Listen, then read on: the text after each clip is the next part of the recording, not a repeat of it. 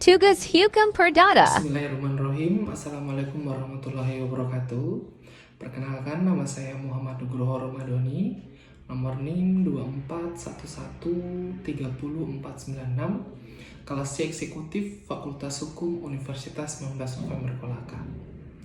Pada kesempatan kali ini, saya akan memaparkan atau mengulang materi kembali mengenai hukum perdata yang dimana sebelumnya kita sudah belajar mengenai hukum orang pada pertemuan sebelumnya, dan kali ini kita akan mengulang materi kembali mengenai badan hukum.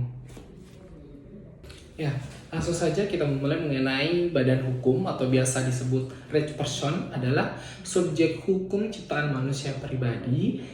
Subjek hukum penciptaan manusia pribadi berdasarkan hukum yang diberikan hak dan kewajiban seperti manusia pribadi.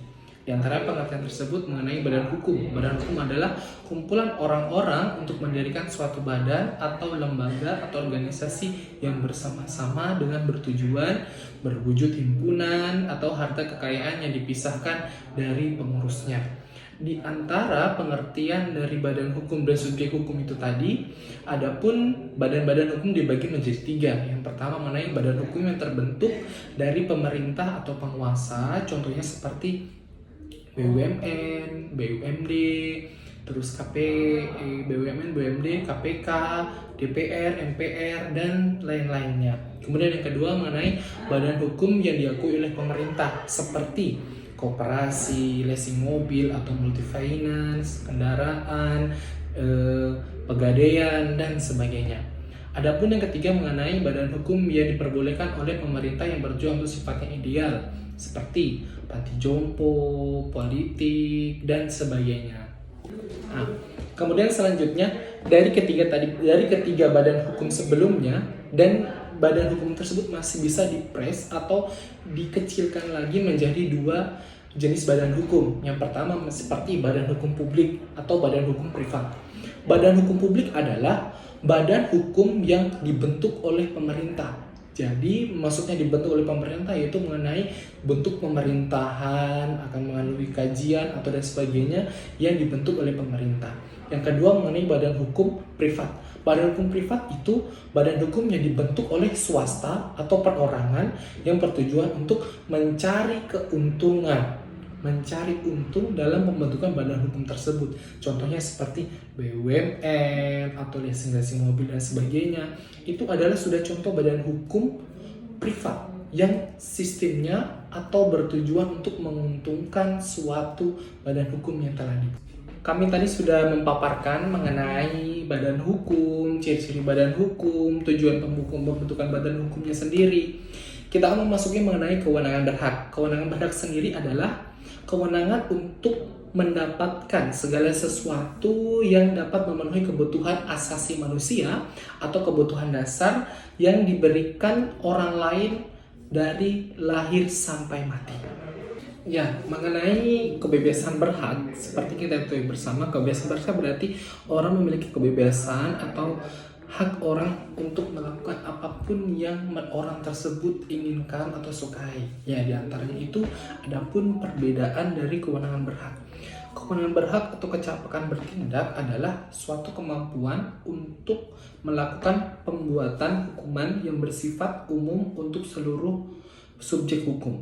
Nah, adapun mengenai kewenangan berhak yang kita ketahui bersama, kita sudah menjelaskan tadi mengenai pengertiannya, dan berikut adalah contoh menjadikan kewenangan berhaknya. Contohnya seperti pembuatan hukum. Pembuatan hukum itu mengenai membuat organisasi, mengajar, berkuliah, dosen memiliki kecakapan atau kewenangan berhak. Itu sudah termasuk dalam kewenangan hukum. Adapun pengertian selanjutnya mengenai hak. Hak adalah segala sesuatu yang dapat memenuhi kebutuhan asasi subjek hukum. Di antaranya ada dua, yaitu seperti hak mutlak atau absolut dan hak hisbi atau relatif. Di antara kedua hak tersebut tadi, adapun pengertiannya mengenai hak mutlak atau absolut adalah hak yang dapat diberlakukan terhadap di setiap orang dan dapat diperhatikan dari siapa saja yang mengganggu hak tersebut. Nah, maksudnya seperti ini. Hak mutlak ini adalah hak dari kita yang sudah diberikan dan tidak bisa diubah lagi. Contohnya, pembangunan bangunan ini sudah termasuk hak mutlak bagi yang pemilik lokasi ataupun pemilik hak bangunan tersebut dan tidak bisa diganggu-gugat ataupun dicampuri melalui apapun tanpa persyaratan tertentu atau tanpa tindakan yang sudah dilakukan.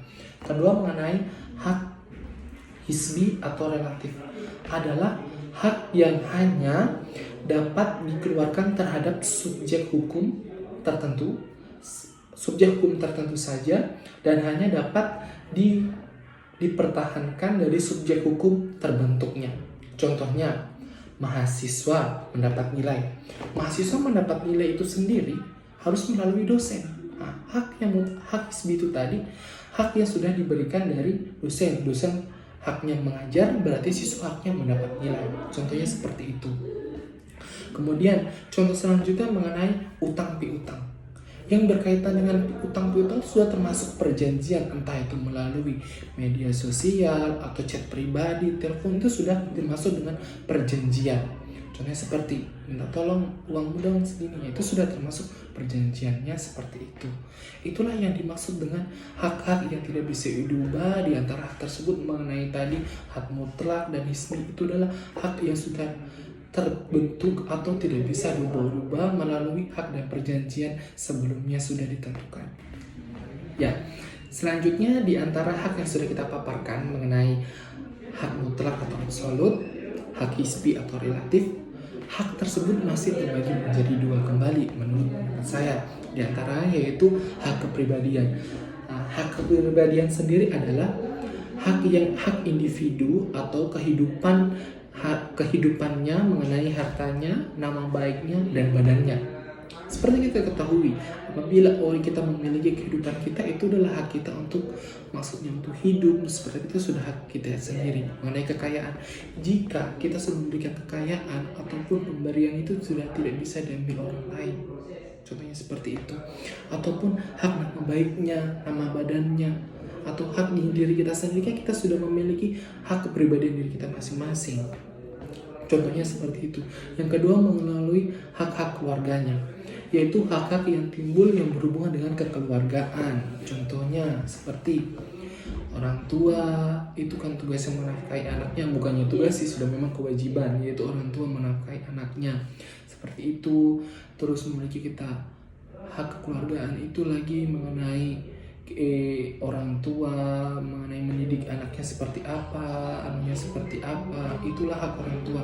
Kedepannya anak kita ini menjadikan seperti itu orang tua. Itu pun kembali ke anaknya juga. Apakah anak ini keahliannya seperti apa? Itu juga haknya anak itu, hak mengenai anak ke keluarga itu sendiri. Tetapi hak tersebut masih kembali lagi ke orang tua, sebagaimana orang tua yang telah mendidik kita, yang menafkahi kita, seperti itu. Itulah tadi mengenai materi sebelumnya mengenai badan hukum. Kurang lebihnya mohon dimaafkan. Akhir kata, wassalamualaikum warahmatullahi wabarakatuh.